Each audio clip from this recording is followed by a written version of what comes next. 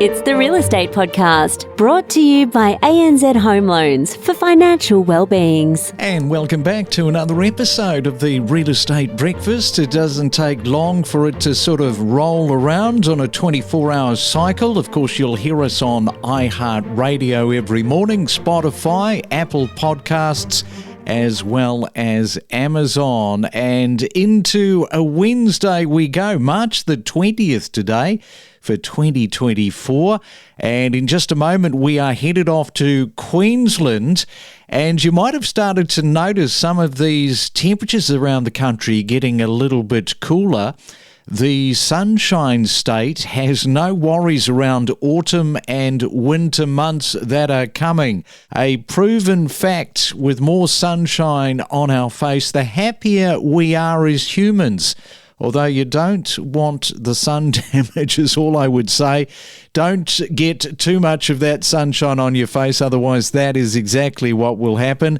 And interstate people, aren't they arriving in their numbers into Queensland at the moment, as well as the international migration, which is seeing some of these numbers really expand.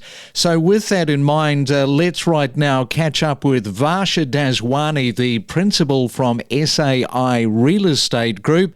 And good morning to you, Varsha. First off, how about Brisbane's migration that I just mentioned and the population growth that is affecting property prices at the moment? Good morning, Craig. Yeah, it's just when I see that, that's just insane to me, that how many people are just migrating from interstate to Queensland. There are about 32,255 people from interstate that have just migrated to Queensland just in about past 12 months. And that's just the figure in June 2023. So that's definitely at the peak now. And according to federal government, it suggests that the Queensland population is expected to grow by more than 16% by the time Brisbane will be hosting Olympics Games, which will be in 2032. That means that the Queensland population is set to boom in the coming decades. And there will be about 6 to 8% property price rise in Brisbane in 2024, according to PropTrack and major banks. Now, the median dwelling price for our combined capital cities sits at $757,746, but Brisbane's growth has been very strong, which is $787,217, which surpasses Melbourne's $780,457, which means that Brisbane is just growing faster and faster. Yes, and those Olympic Games 2032 going to be happening on the 23rd of July through to the 8th of August in 2032. And going back to what I said earlier, no problems with those colder conditions for athletes at that time of the year. All right, let's switch it up a little bit and find out what's been happening in the Brisbane CBD property market and how that is performing currently. Oh, it's just crazy to see that already. So Brisbane unit prices have gone in the CBD has gone up to 14.5% in growth, and the median unit price is at 582,000, and there are about 824 units that have just recently been sold, and the median days on the market as well, Craig, is just 31 days, which is really good. Again, it comes back to the demand and supply. The demand is still really high. The stock seems to be a little bit low, but it's coming back up on track, especially in Brisbane CBD. So there are about 167 units that have been available in the past month, and there are about 5,351 active buyers just looking to buy in Brisbane CBD. In terms of the growth, it's looking really strong. Yeah, and just coming back to the days on market for units, that's pretty good, isn't it? Because you always expect units to take longer than a house to sell, and that's probably just where the market is at the moment. 100%. And you're very right in saying that. Just because recently we have just listed a property off market and we already have 2 buyers for it, and it's off market. We've just been talking to the vendor at this point in time. We've just signed the Form 6, and it's just crazy how the demand is still so high, and that moves the stock faster, and that speaks about how many people are interested, and especially in like investors, they're just wanting to kind of flip their property in the interstate, sell that, and then just invest in Brisbane, just because of the growth rate that it's just growing so fast. And so that's definitely affecting the median days on the market. Yeah, that is definitely happening for sure. Some of these investors doing the flicking, as you are suggesting. All right, we are talking to Varsha there in Brisbane, but in just a moment, we are going to switch it up a little bit and take off to the Sunshine Coast. We'll do that next. If you're confused about the property market, don't be. Unlock and educate yourself with the latest trending analysis and interviews. Well, there was a little bit of good news, wasn't there? Yesterday afternoon, the RBA decided not to change the cash rate. Hooray! Yeah, good afternoon. Nice to be here again. And I think there's still some anxiety across the community around these RBA meetings, but they have held the rates today. So there was a little bit of talk from some economists that there might be the chance of a rate increase, but the RBA has held the cash rate at 4.35%, which was expected, I guess, in the current environment. Well, so many of these economists, the ones that we talk to as well, some are forecasting that they don't see any more interest rate rises for this year and only going the opposite direction. I think there's an argument that that's probably the most likely case. The RBA's made it pretty clear they've got no patience for inflation not coming down. So I think they're going to take a cautionary approach to any rate decreases. They're really going to keep an eye on inflation heading in the right direction, which it has been, but it's still well above target. They're going to keep a close eye on the unemployment data.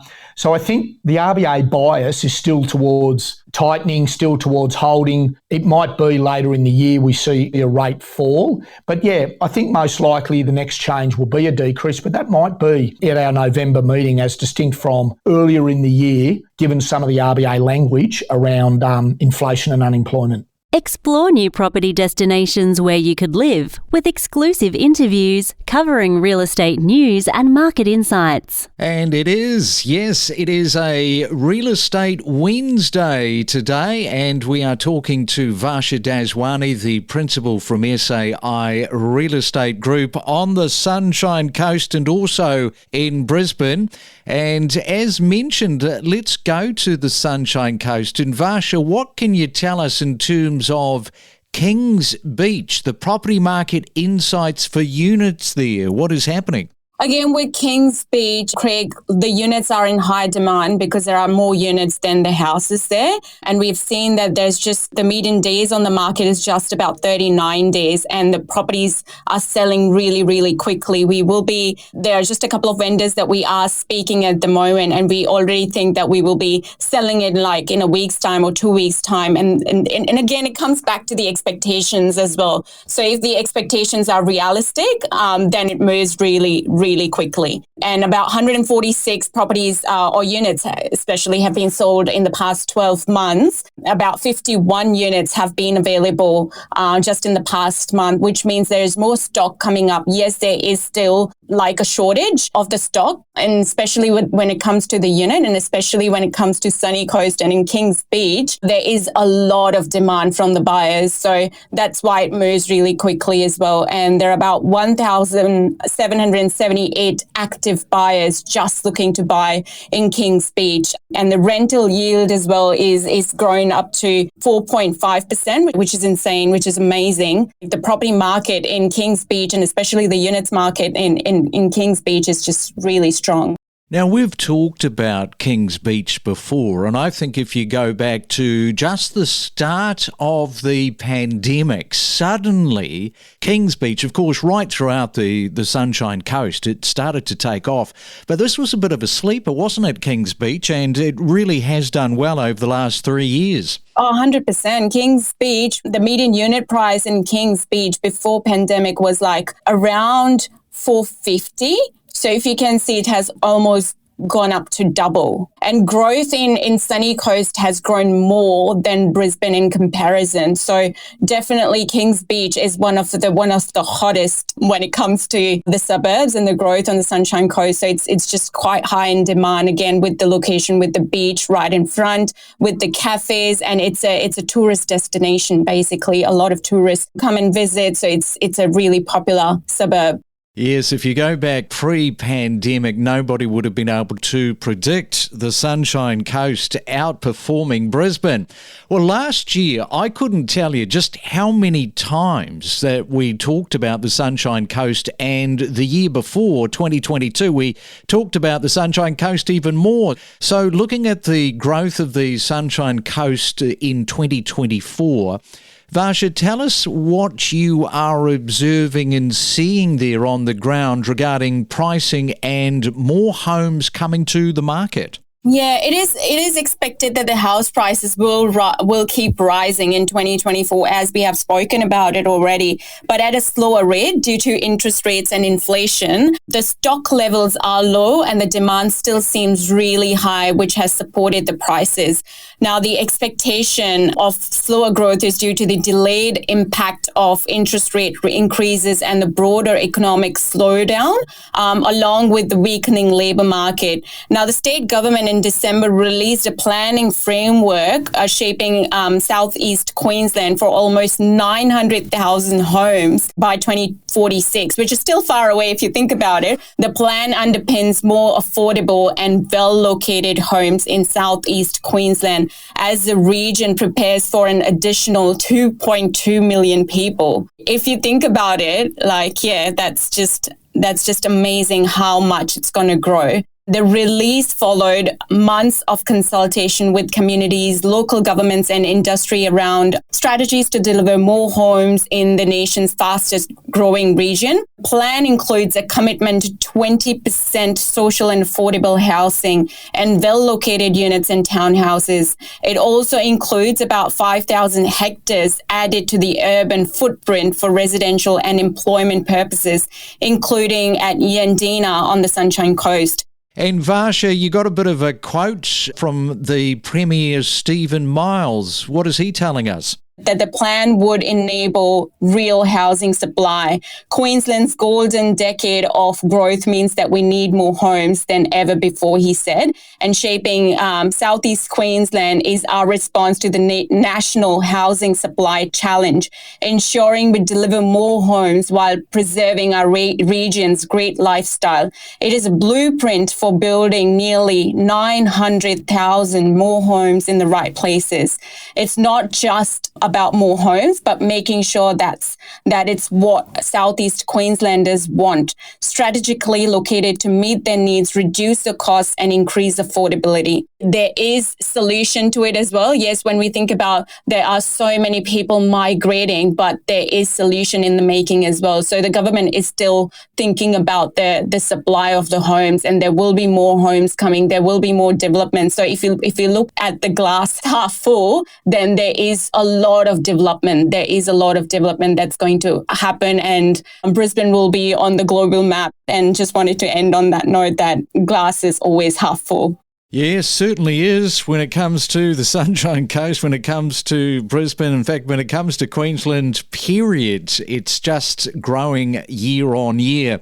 All right, thank you for that, Varsha, and enjoy your Tuesday. We look forward to catching up with you in a couple of weeks' time. Thank you so much, Craig. Remember, we are not a real estate company. We are 100% all about increasing your awareness and knowledge for buying and selling properties. This age bracket, 55s plus, it's completely different now. Like, you go back a generation or two, somebody that's 55 is a lot younger in their outview. Yes, so some places that I went to had that sort of energy around it, and I didn't feel like I was going to fit in there because my kids and I still get rowdy. We play loud music. We've got lots of dogs. We have food. We're outdoors. We're noisy. And I just knew that I just didn't belong in that setting. I'm not ready to quieten down yet.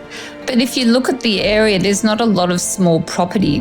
North Shore flourishes with just big old homes. This is a rare find, the place I've got in St Ives. There's just not a lot of houses like it in the area. They're just traditionally much bigger homes in the upper North Shore. We connect you to the best real estate information across Australia. The Real Estate Podcast.